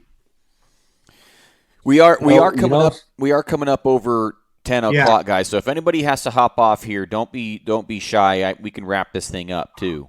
So I know. I feel like we just jumped into some good practicals for people, and it's almost like, man, you just cut this episode in half or something, because it's Yeah. like people that want to figure out like how do they use this, I think are going to get a lot of value out of like, especially if they can see this. They didn't need to see the first half. Does Hunt League have a YouTube channel where you have screen recordings and you talking about That's a good it idea. with links that we could send to people, where your video is titled "How to" and then X? So I don't know if you can still see. So I just hit the menu in the upper left. The menu in the upper left has a thing that says tutorial. So if I go down to the tutorial, and then I want to watch a couple tutorial videos, and I actually really need to update these. These videos, I just sat on my computer and did them on like iMovie. So like if you're looking, Wes, you did production. You don't want to do more production, but if you want to make some cool videos, like, oh man, I promise you can beat the pants out of this. So this is like, all right, how to start an activity. You can hit that. How to use the maps. Is right there. How to log a sighting, how to add, how the community posts work, how to add buddies, how to do parties and messaging, how to share hunt logs, how to add a stand, how to edit your hunt logs. So those are the ones that we have in there right now. And those are all, like if I click on like a video, it basically takes you to a YouTube channel. I don't really have any content rolling on YouTube, but it would just, you can kind of see like, all right. And so, so there is tutorial content, and I would highly recommend, because the app does a lot of things that other apps don't do. Like, and it is like, okay, how do I navigate this? And, there's a journal, there's a community section, there's competition, there's leagues, there's a lot of stuff. It's like how all these things link together. It is complex. And so I think jumping into the tutorials and like getting familiar with the app is really critical. I think if I were to say, all right, I'm downloading, like we've got bear season starting August 1st. Tell me what I need to know right now so that I can go in to August 1st and be successful. What I would say is the two things that you need to know: hit your map button, log, like get us whatever you want to download for offline use. Go grab this. Here's Kings Deer Golf Course. There's a cloud icon in the upper left. I hit that. I enter the name, and I'm going to say, all right, here's Kings Deer. Here's the quality of the map. there are limitations on like the number of tiles, and it's like, so if you want to download the whole US, it's like it's not going to let you, and you'll limit out, and sometimes it'll ask you like, hey, you need to delete a few maps before you can add new. But in general, when I do topo, because it doesn't get a lot better quality even if you go to high, I usually go just above 50% on my topo, and I hit done there, download, and you can see up at the top a quick download bar. And that's gonna download that area, and then everything that you see on my map, it's on the screen, is downloaded now. Like, that's cool. That is cool. But it hasn't fully downloaded yet. Like, you can see that bar is still spinning, and I think it's just my internet is. So awful. if you zoom out, you can get a bigger correct map, and then you'd probably want to go lower resolution. So lower res. Yeah, it does hinder you a bit. I'm sorry, Jared, but if you're the larger the map, from my experience, the more it's taken. It gets a little bit funky, right? You lose a little bit. You have to come down on your quality, but it's not meant to take the place of Onyx or base map. So you can use them concurrently if you want that high resolution and that clarity to that map. Can you take that map and pull it up out of service? Like if you're out in the field, you want to. Yep. Now that that's downloaded, if I just hit this, like that map thing, it's like a folded map in the lower menu. That's my downloaded maps. And right now, because I have like the beta version of Hunt League on my phone, I don't have any offline maps in this version yet. So that's the King's Deer one that I just put in. And if I click that, it'll center me up on like the screen that I just showed you. So it takes you right into that. And so if you're leaving for the woods this week and you're going into the backcountry, download the offline map. The app completely works in airplane mode. So your first thing is download the offline map. The second thing is like, how do I start an activity? Hit the go button. Say, I'm going to do a scout or hunt. If you just want to figure out, like, I just want to push buttons and figure out what does what, hit this explore the app, and it'll tell you right here, when you're in explore mode, it's not recording anything. But explore mode lets you like, all right, let's see what it looks like to hunt elk. I'm hunting it with a bow. I've entered my weapons and stuff in there in my safe. So it's like, I'm going to use this Matthews bow. Now I'm in a hunt. And from here, like I can log my sightings. I can submit that. You have to select something. You can log everything. So it logs you in. I'm going to show you real quick what a real one looks like, because there's a feature that I can't show you, because this is how, if you're wondering like, how do I use this? I'm going on a hunt. I'm doing an elk hunt. I'm going to hit this. Now I'm in the hunt. But when I'm in the field, I don't keep my screen on this. I move. If you swipe to the right, it takes you into your map screen. So anytime you're on that screen, it takes you into your map screen. And then there's a little set of there's like a little shield with in that lower right corner that looks like the icons. If I push that, it lets me go. So I'm on the map, so I can see, all right, that's where I'm at. I can hit this and I can log my sighting right from my map. If I submit this, got to add, all right,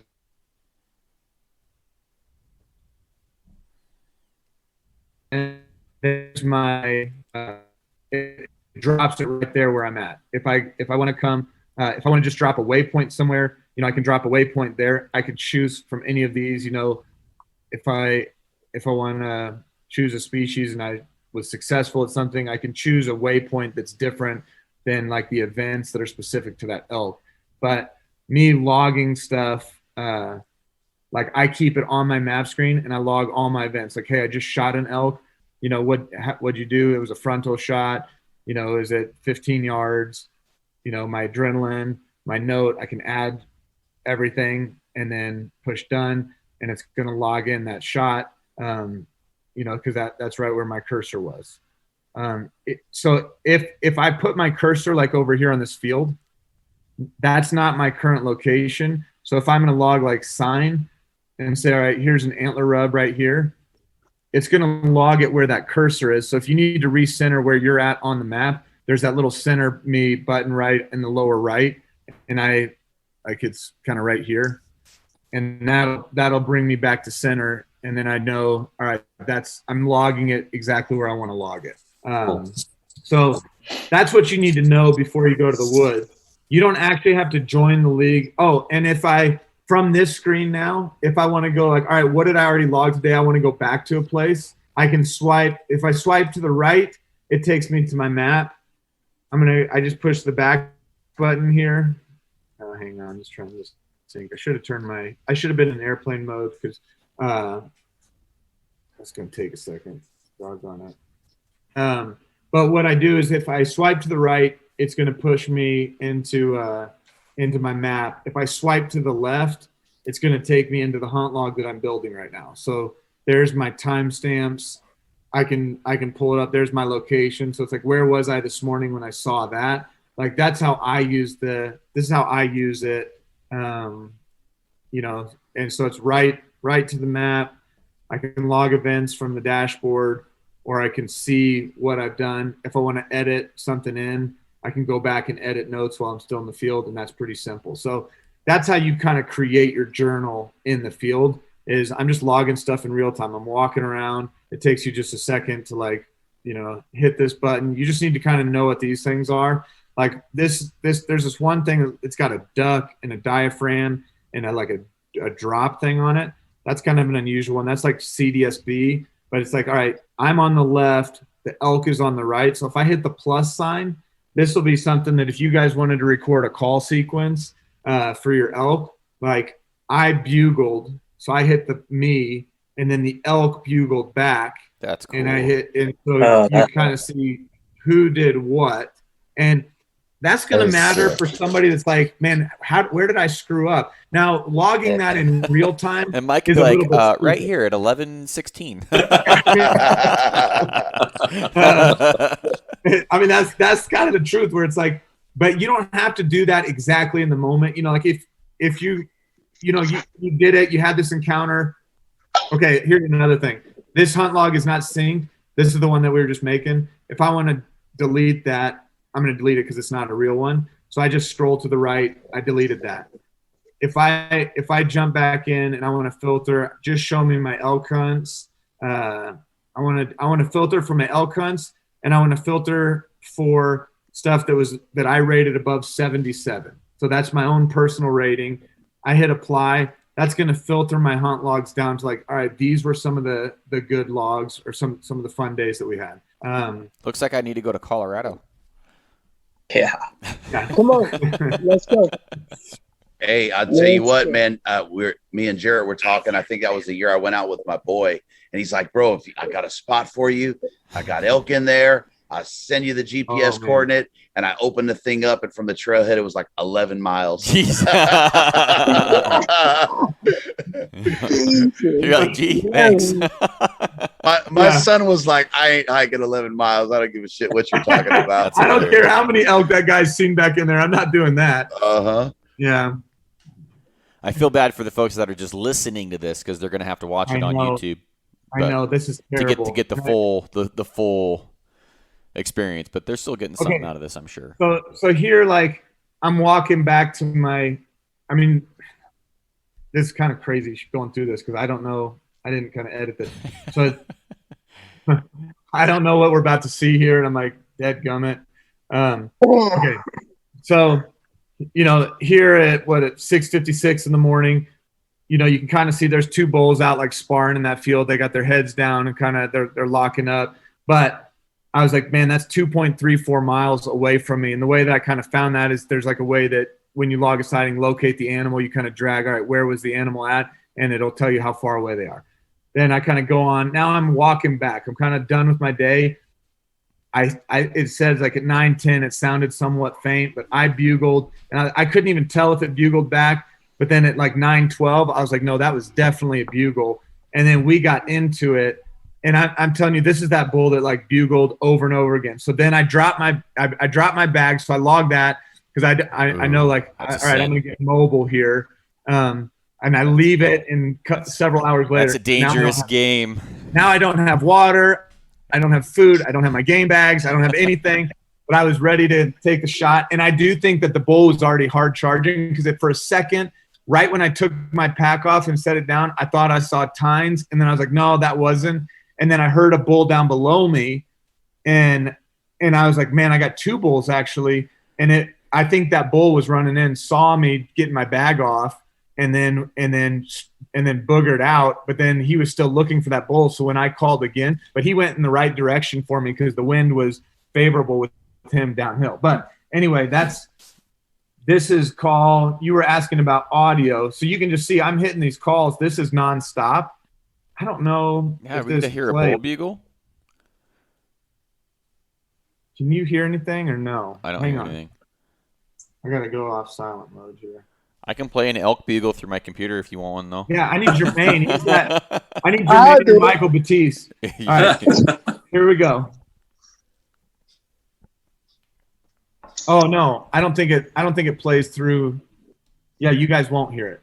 But shoot, that was going to be epic. You could hear that would. So I recorded the elk bugling back at me here. And so, I mean, you can see like this started at 9-something in the morning. We're still going.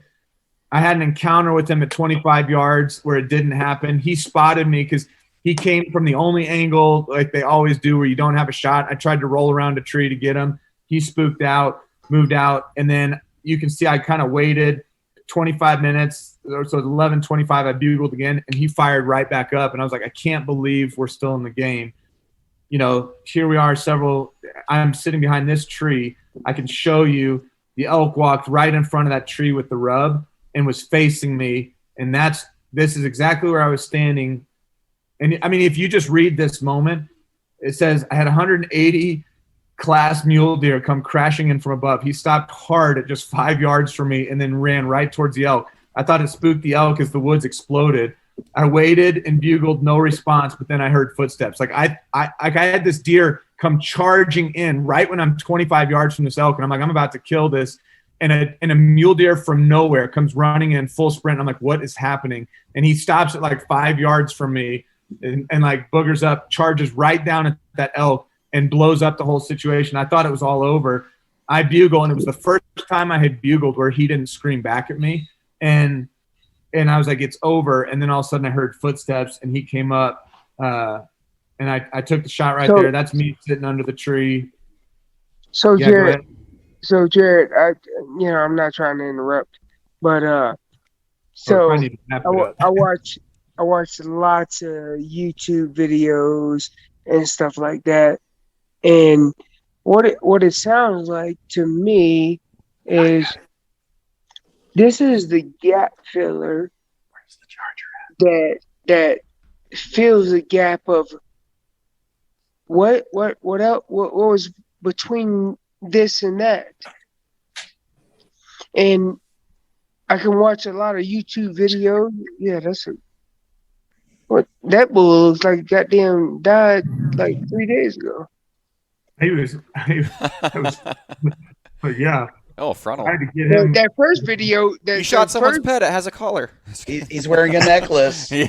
I mean, to be fair, he was tied to the tree. that was one of the ones I tied to the tree for Jared.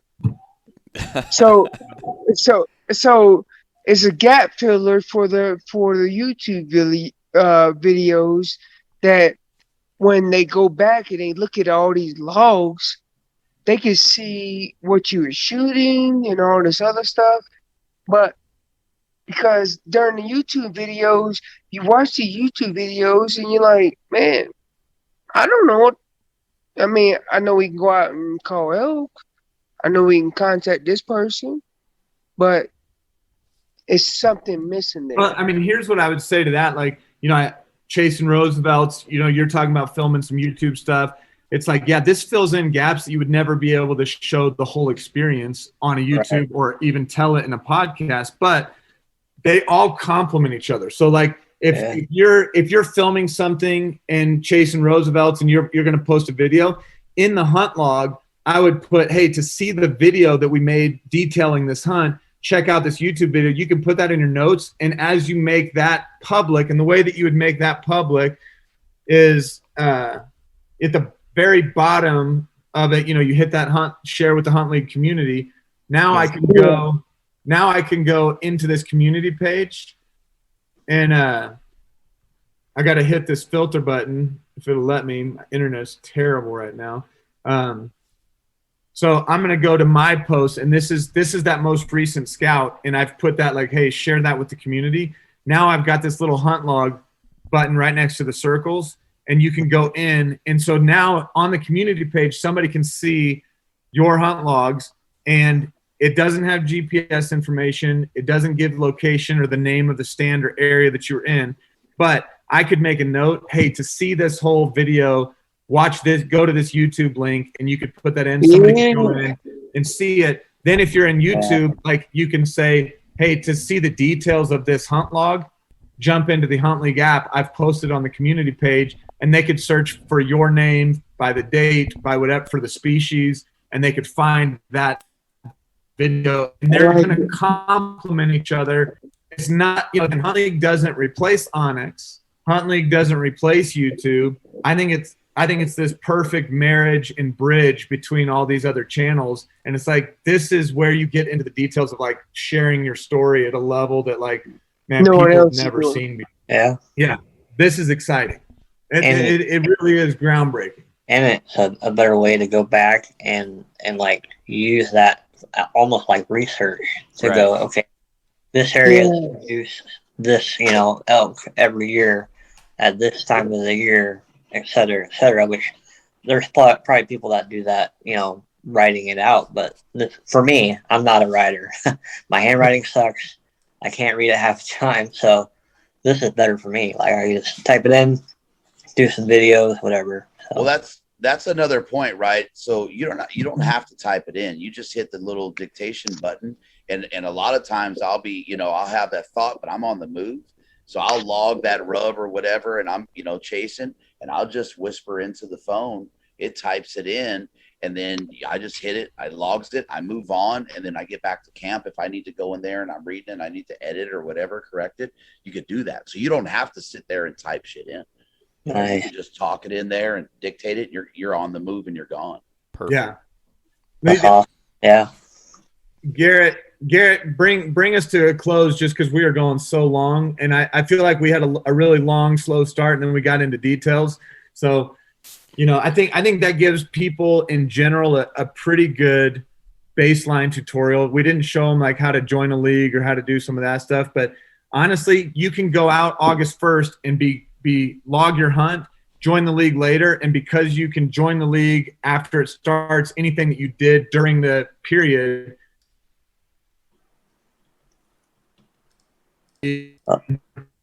counted a month from now, and anything they did in August would still count. Hey, Guy, what were you going to say? I don't know. I think Garrett was asking the question, and I'm not sure that the question got answered. So, and I'm not clear on it. So forgive me if I misunderstood the question, Garrett. But because this league now, can the entire community that's on Hunt League see this creator's shit show? I think that was Garrett's question, right? Yeah, like I want them to be able to see what you just showed us as far as like, oh, Garrett was on a bull this morning, but he didn't make it happen at 10 o'clock. Right. Or is it just us, the members of the shit show? Yeah. Right. That's it. Good. Because there's all sorts of layers in the app of who sees what. When I share this, who gets that? So if you join the league, we have it set, and Garrett is the admin, and I'm going to have to push out an update that's going to give Garrett more control as the admin of the league. And what that update will do is it's going to allow Garrett to choose, do I want to, only the admin can communicate down to the league, meaning Garrett can send a message and he mutes all of us, none of us, because we're listed as contributors and Garrett is the admin. Or Garrett can make it where the only people that can talk in that message thread is going to be the contributors. So we can all message each other, but everybody else sees that thread, but they can't message in. Gotcha. Okay. So it's, there's right now it's set as a contributor level where only the contributors can talk, but I think we ought to do this throughout the season where we can flip and toggle that switch. And that's what I'm going to give Garrett control over, where he can do it's admin only, contributor only, or everybody that's in the league can start chiming in. And we might set up some times where people can like, hey, we're going to go big group text thread, and just people can start, anybody can now respond, and we can kind of turn that off and on. Otherwise it's just going to be, and I've also found that we have to create a mute button for people on the league so that they're just not getting hit with notifications whenever we all start trash talking. So it's like there's a couple little things that we've got to get in there that are going to make it kind of work. If you go to the league, once August 1st hits and people start logging hunts, it shows recent activity. If you've logged a hunt and you're part of the league, it will show the people that have just logged in a recent bear scout, deer scout. It'll say what species they were hunting, and you'll only see what they rated it, their arbitrary score. Was it a good day or a bad day? And if they posted something to the community page, there will be a photo there. If you hit that photo, it will take you to their community post, which will also have, if they decided to share that log with the community, it'll have the hunt log, and you can click that and be able to see, you'd be able to see the whole hunt log. So that's how they'll be able to be connected to us. Hey, Jared, can we get on this app on the computer too? No, it's only iOS right now, and I'm working on both computer and Android as we speak. Okay. As soon as I can get those things out, I will, and I'm hoping to kind of have those ready to roll out when we get to kind of the early part of the year show season. So don't expect that in September. Don't be like anxiously awaiting, like when is it going to hit? It's months out, not days or weeks. Copy. Okay. I agree. Let's go ahead, unless anybody has any questions real quick. We're going to finish it off with one last question here, unless you guys got something. Oh. Okay. I would like to end it with what's in it for the followers, because I know there's some sort of prizes that they get for following along and competing. Correct. Yeah. And I know I'm personally going to try and throw in here, I should just donate a lesson or two from Mike Batiste, so he has to figure out something else.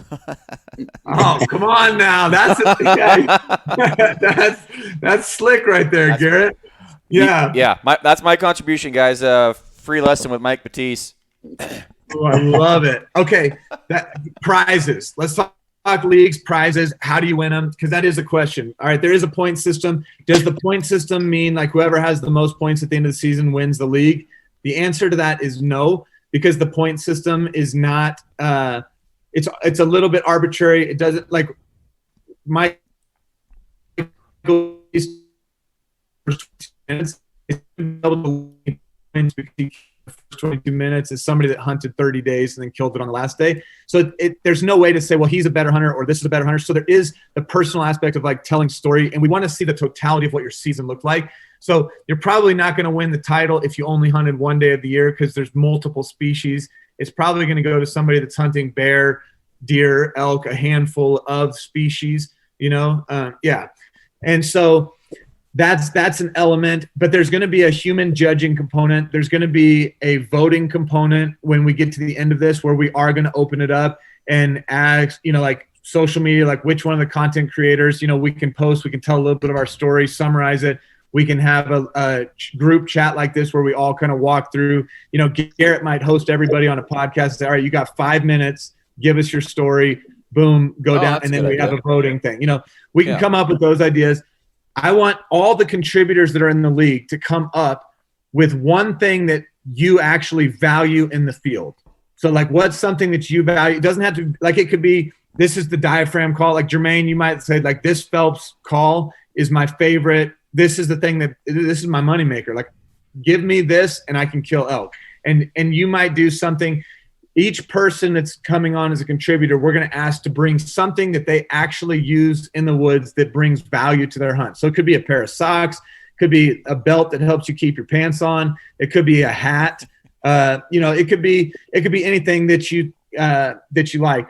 In addition to that, we've got just since we announced this thing last week, I've been contacted by multiple companies, optics companies, backpack companies, things like that are saying, hey, how do we jump in? How can we be a part? So that we're going to continue to add prizes to this league. I want to say that it's already up over like $400 or $500. And I bet by the end of this year, this league will be worth over $5,000. If I just had to. Holy crap. I just.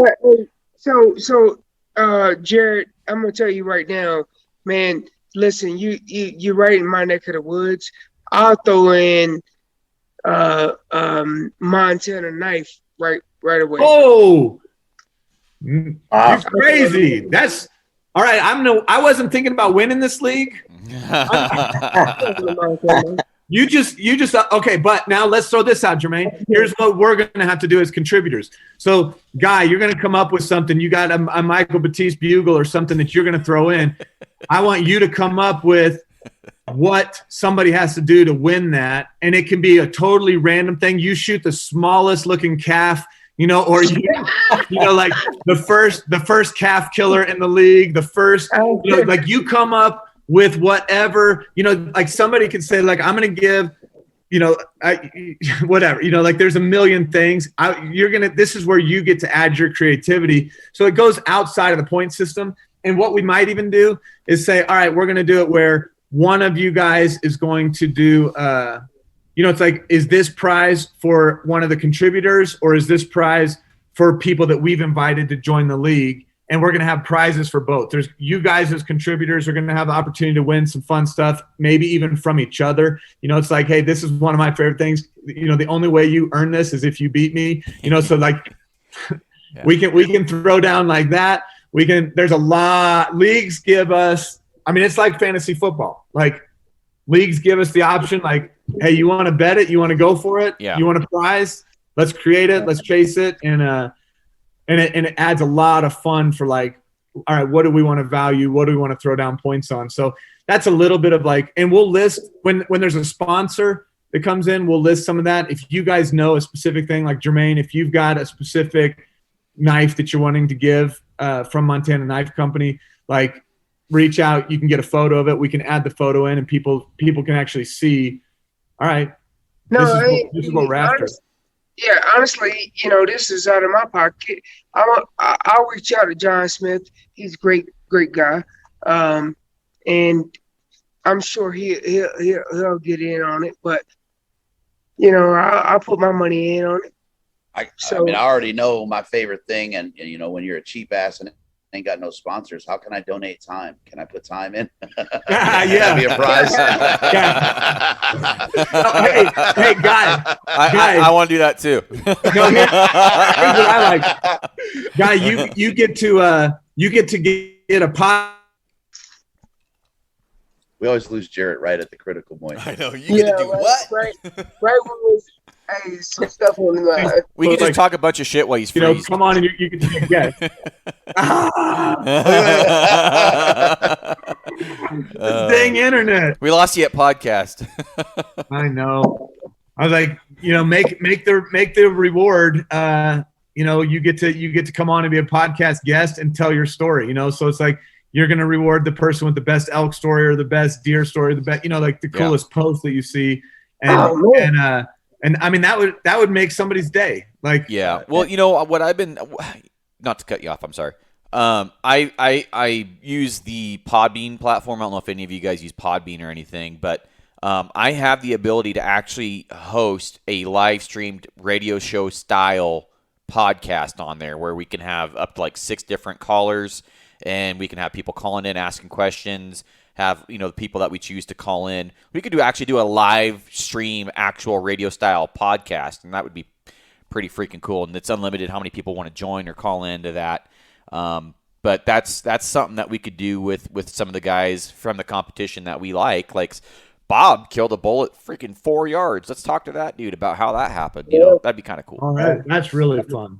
So I mean, just as we're spitballing, like if we could spend the next 30 minutes spitballing ideas, and it's like I want us to do that because that's going to add to the value of the league, the people that follow us, because it brings in our personalities, it brings in things that we value, and it lets people know that, hey, these are the things that we value too when we see this. And I think it's going to be so fun. Like even if it is only the contributors that can message in the thread, we're going to see when somebody in the league kills something, and we get to see that, and we can all comment and say, man, congratulations, John, congratulations, Tom for doing that, like getting it done in Montana. Like, we'll be able to comment and see that. And I think that's going to mean a lot to people. It's like their hunts that were never visible before to any of us. Now we get to see them, and we get to be in their world and celebrate the wins that they get to experience. And I think coming from a group of contributors and content creators like yourselves, I mean, we got 2 world-class elk callers, and if I got a text message and saw a shout out because I just killed a bull from Jermaine Hodge, like, I'm like, dude, that guy's an elk killer. That guy, like, I'm a scrub, and this guy just congratulated me on killing an elk. Like, and I'm saying that personally, not as somebody else that I'm just saying is a scrub. No, like, I'm a scrub elk caller and killer. And like, if Jermaine Hodge or Michael Batiste is out there congratulating me, I'm like, that's man, cool. Thank you. Like, it actually means the world to me that you see my story, that you know who that you dove into that. Like, it's going to be epic. Right. Yeah, I agree. Well, we're going to go ahead and wrap this up, fellas. So I appreciate everybody for getting on here, and I imagine there'll be multiple other podcasts throughout the competition. And I just want to leave it open for final thoughts, wrap it up. I'd love for each one of you guys to give everybody a chance to have a link or where to find you. So if somebody wants to follow you off this podcast, they can. So, Guy, let's go ahead and start with you, my man. Western Contours, just wherever you can podcast, right? Wherever you consume your podcast, type in Western Contours. I'll come up, westerncontours.com. And then we are a part of the Waypoint Collective now. So you get on Waypoint and Waypoint TV and find us over there. Badass. Jermaine. So Jermaine Hodge _ Colorado. And I'm also a co-founder of Colorado High Altitude Hunters, which is COHA. And you can find us on Instagram or Facebook. So hit us up, and honestly, it's a big team, it's a big family. I mean, we're always trying to integrate new ideas and new things throughout the industry. Perfect. And Tom, how do you pronounce your last name, Tom? Batsloff. Okay. Yeah, it's a hard one. So yeah, where can folks find you at? Chasing Roosevelt's Outdoors on Instagram, YouTube, and Facebook. Facebook, and it's no underscores or anything, just Chasing Roosevelt's?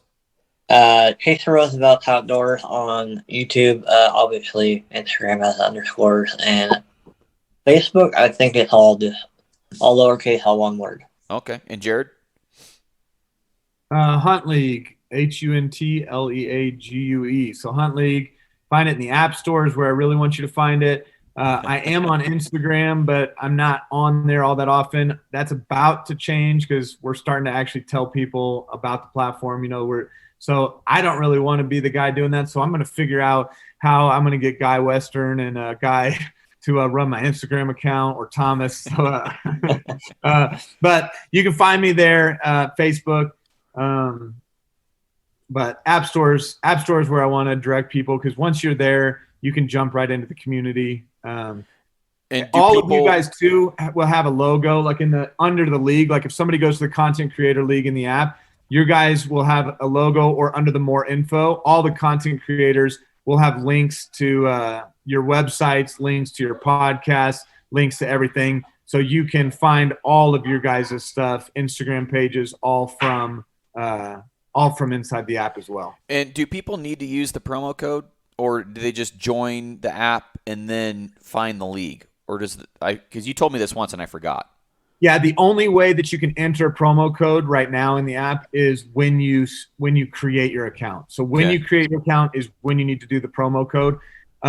There's every single user. This gets a little bit tricky. Every single user can actually use their username as a promo code. I've got it set up that way. Like, so if you want to share it with your buddy, you can share it with your buddy, and it will give them all promo codes are the same right now. It's a 30-day promo code. We've talked, and we may even circle back with people to say, hey, until the Android version is out, or until something like that, we may do something where if somebody enters using any of you guys as content creators, if they use your promo code, that we may open up their account through the end of the league, just to kind of let everybody jump into this league. And so it's like, you put in your name, Chasing Roosevelt's Outdoors. There is a limit to how many characters you can have in a promo code. So Garrett, yours is Garrett Weaver, capital G, capital W, Garrett space Weaver. Just spell your name. Simple. And that's your promo code.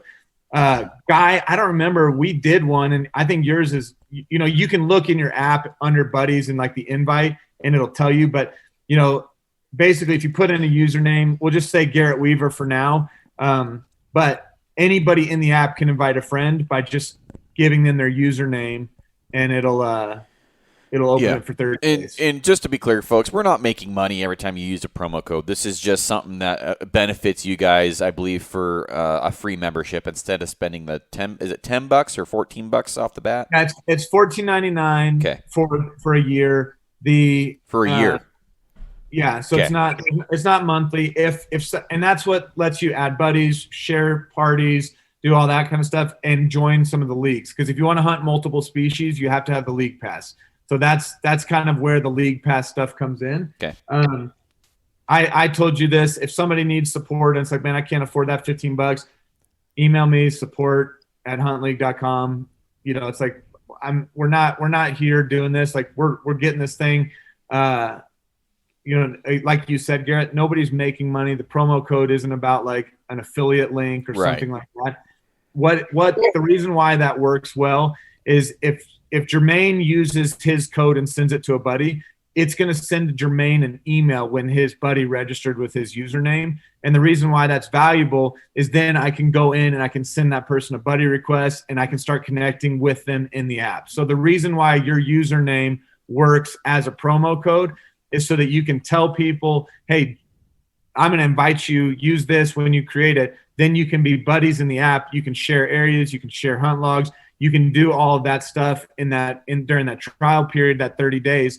But it lets the person who sent you the code know that you're in the app because it sends them an email. So that's the benefit of using a promo code and having it tied to your username, because then you know when your friend actually logged in. Perfect. Hey, Jared, what I will say is if you can't afford the $14 that it is for the app, just hit me up on Jermaine Hodge _Colorado on Instagram, or just research me on Facebook and let me know. I'll take care of you. I'll be getting a hold of you after this, Jermaine. I appreciate it.